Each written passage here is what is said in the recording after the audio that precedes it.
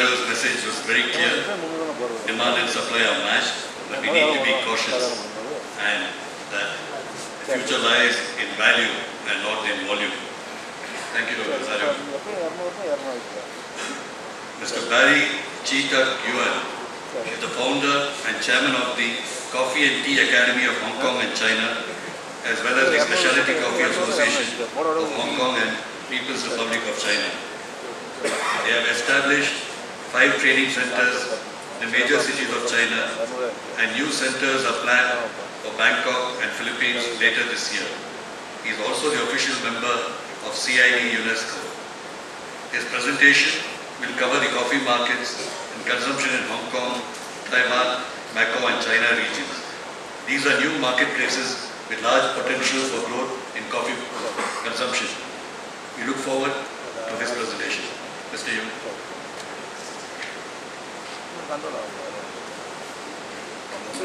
Good morning, ladies and gentlemen. Until now, I don't still have a cup of coffee yet because preparing for the espresso speech for all you gentlemen and ladies. This espresso speech limits I only have 50 minutes. I hope I give you the best what I can prepare for you. As you know that China had a huge population, 1.3 billion, similar situation like in India. And both China and India is a new economic drive for Asia and in the world. And but for coffee industry, it's a very different situation. Is in India, you do have a very well-established coffee industry for 100 years, more than that. In China, have only a few decades. And also in China, situation is I don't think, so far I don't see they have very encouraged policy to build up the coffee industry locally. And that means a good signal for Indian coffee grower to export coffee to China market, as well as to Hong Kong. And one thing different, why we sitting here today, everybody come over the nationwide and also from different corner of the world, as the similar situation like last week when I was in Ethiopia presenting a speech. I was talking about, we're looking for this one. Is that right? Is that right? Yes, right. So we are sitting here talking about coffee, and mainly we're talking about money. I'm not in a position talking about coffee in front of all the coffee masters and mentor here. I just would like to share my experience about how to do coffee business in Hong Kong and China. And one thing very different, Hong Kong and China. Yes, Hong Kong returned back to China sovereignty, but beside the national defense and foreign affairs, Hong Kong almost totally independent. We have our own central bank, we have our own passport, we have our own policy for everything for trade. But we still 100% is an open port. Anyone, any company, they want to export coffee to Hong Kong, you can export anytime, any day, any month. But if you want to export coffee to China, you need someone, your counterpart in China, they have import license in China. You must bear in mind that your importer in China, they must have import license. Otherwise, they cannot import coffee. That's very different compared to Hong Kong and China. And also regarding the major issue about money, and I would advise you, if you want to do business with the China counterpart or the Hong Kong counterpart, I would 99% advise you, your coffee business landing in Hong Kong first. Why? Because we have very full experience in international business practice. That means guarantee you get all your money back by your contract. Okay? And anytime you settle the contract in Hong Kong, everything you are bound by the law of Hong Kong in international standard. You got very 100% protection. And also the banking facility in Hong Kong, very convenient. And also your banking charges in Hong Kong, almost one of the lowest in the world. But you got perfect performance and service. And one thing is, you have to bear in mind that the good signal for you, if you want to export coffee to Hong Kong, I can say that totally almost no entry barrier. And China is welcome any coffee from the world export to Hong Kong or China. But only one thing is China has a very strict customs inspection for the hygiene problem. And also the duty is very high duty, import duty. And as well as bear in mind that your counterpart must be a coffee man. If your counterpart in China, he or she is not a professional coffee man or coffee lady, and they will wasting your time to deal with them. That's very important. That's why in Hong Kong, we established Coffee and Tea Academy in Hong Kong is to training your future buyer, your future customers. We're building a platform as a professional trading platform for both parties. And so far now in Hong Kong, anybody they want to raise the money in capital market, very easy. If anyone they want to raise 20 billion US, very easy. They can listing in the stock market in Hong Kong. And also for yearly transaction, stock market. Last year in Hong Kong, already over New York market in Hong Kong. So that means total trading value in transaction in the stock market in Hong Kong, we already over New York market. And the next small city called Macau, beside Hong Kong, just 1 hour by ferry. And the famous casino city, the casino value already over Las Vegas last year. That means two tiny cities down south of China, the capital value already top 2 in the world. And that means the consumption for the good quality coffee is your future target. But one point you have to emphasize how you can promote your coffee to Hong Kong and China. Just like a few months ago, I met my good friend, Dr. Reddy. Maybe he's here now. He's from Coffee Port in India. And I'm trying my best to also assist in Indian counterpart to export your coffee to China. But one signal you have to be very careful, bear in mind, very surprisingly in Hong Kong and China, I can say majority speaking, they don't know in India you do produce coffee. That means you have to put on more effort to promote your coffee to our market because they totally have no idea. I have many good friends in Hong Kong, they are every Indian, and they surprising. I do know about in your country produce coffee. He said, how come I know about it? I said, yes, I love coffee, that's why I know it. But your future buyers in China and Hong Kong, they don't know. That means beside Bollywood, you should make more coffee wood in Hong Kong. That's very important. You've done a very good job to build Bollywood. You build very good special industry and culture beside Hollywood. You build Bollywood. Now this time you should make another legend is coffee wood from India. Okay? I hope you can do the good job. And also in China and Hong Kong, especially Hong Kong, we have similar case situation like India. We both were former colony by Western power, but we do have similar mentality of a capitalist to doing business, and we have quite amount of every Indian community in Hong Kong. That means for you to understanding Hong Kong mentality is I don't think so is a problem.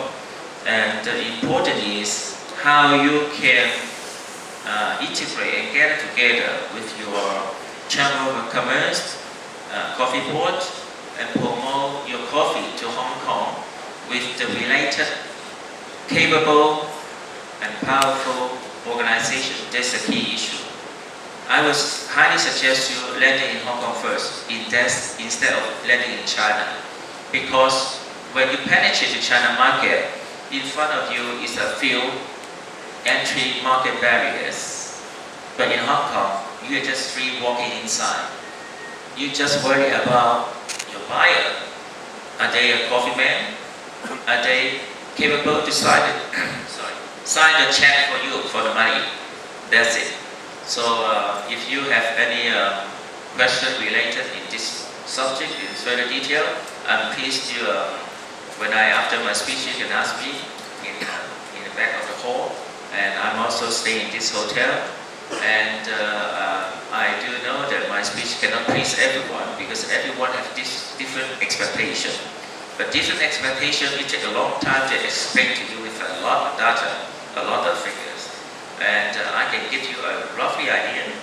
And just like this slide, money equal to coffee, coffee equal to money. But how you can exchange of your coffee to your cash, that's a very challenging subject. And that's Hong Kong. And Hong Kong welcome you to do business in Hong Kong. And if you really would like to run a coffee business in Hong Kong, I can do all my best for you. You can log on our website. And inside our website, you can find out information about doing business in Hong Kong. And we welcome you send us more information about your company or what kind of question you have. We are pleased to let you know all the information what we have. This is our academy. We are the only well-established academy in Hong Kong, and we do have a lot of overseas students from all over the world. Especially, I do have a lot of ethnic Indian students. They are living in Hong Kong. They have my training. And one thing I would highly emphasize that in the coffee industry, we have to fairly emphasize about the hygiene problem. What I've seen a lot of baristas, they have a lot of very good presentation, especially they are very focused on their costume, too much on showmanship, but they ignore the hygiene problem.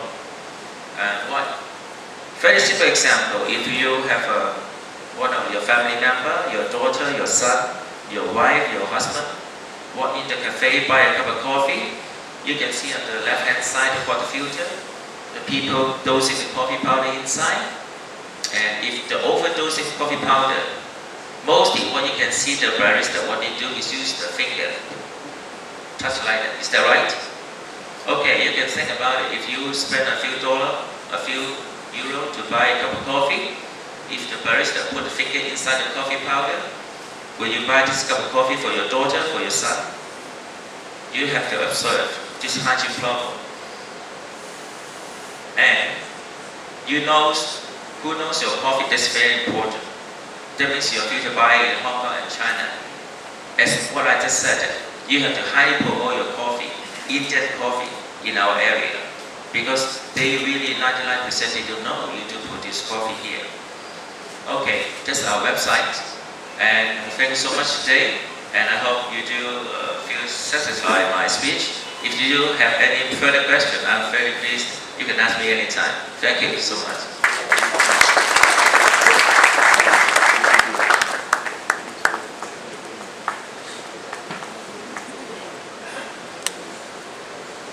Thank you, Mr. Yuen, for your interesting speech on the difficulties of doing business in China, but yet it's a very exciting and challenging market. Before we go on to the next speaker, I have a small administrative announcement. I request Mr. Coleman Cuff, Thomas Jacob, Dr. Yen Brown, and Mr. Morton Menurga to please give their presentations to my colleague at the right of the hall. The final speaker in this session will be Mr. Stefan Widmer. So Stefan Widmer has been the head of the coffee department of Fuga Limited in Lausanne, Switzerland for 11 years. He has 18 years of mostly successful coffee trading. Those of us who have sold to him know how capable a trader he is. He has worked in the coffee business of two different family-owned trading companies for 21 years. His qualifications are learning by doing, and he has obviously learned well. His presentation is intriguingly titled Extraterrestrials in the Coffee Business. I am glad that there are more aliens in the coffee market apart from us Indian coffee exporters. Stefan.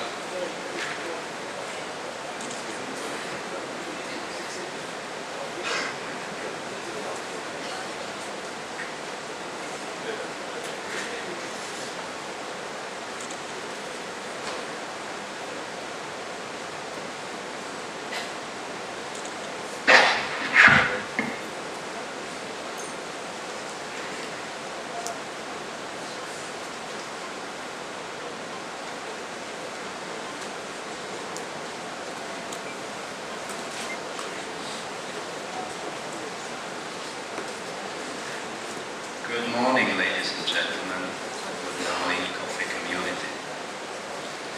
Yesterday, during the inauguration procedure, I heard politicians talking. They have been delighted about the promising future of the coffee business. They said all it needed was to link the producers directly to the consumer, and the world would be bright.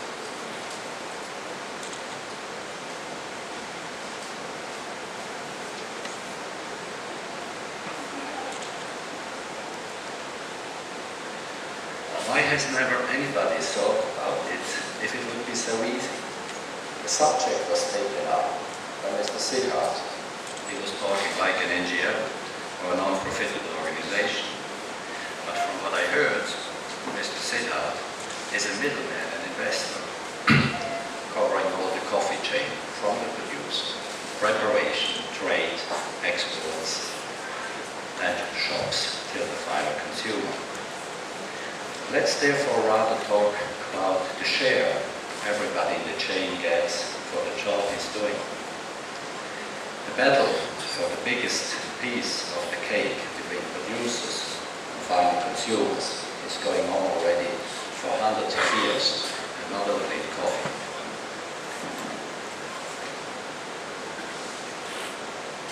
But I guess, you guess, we all guess, that it comes to predict price trends. Nevertheless, it's essential for all of us to make the right guess from time to time. Some here in the auditorium do guess for several decades already, and must assume that you have done that successfully, or you might have been pretty wealthy in the beginning, or you've changed from time to time your employer. But all of you would probably agree if I say predicting price trends has become a little more complicated in the last few years. We believe to observe irrational behaviors in the physical markets, unexplainable price movements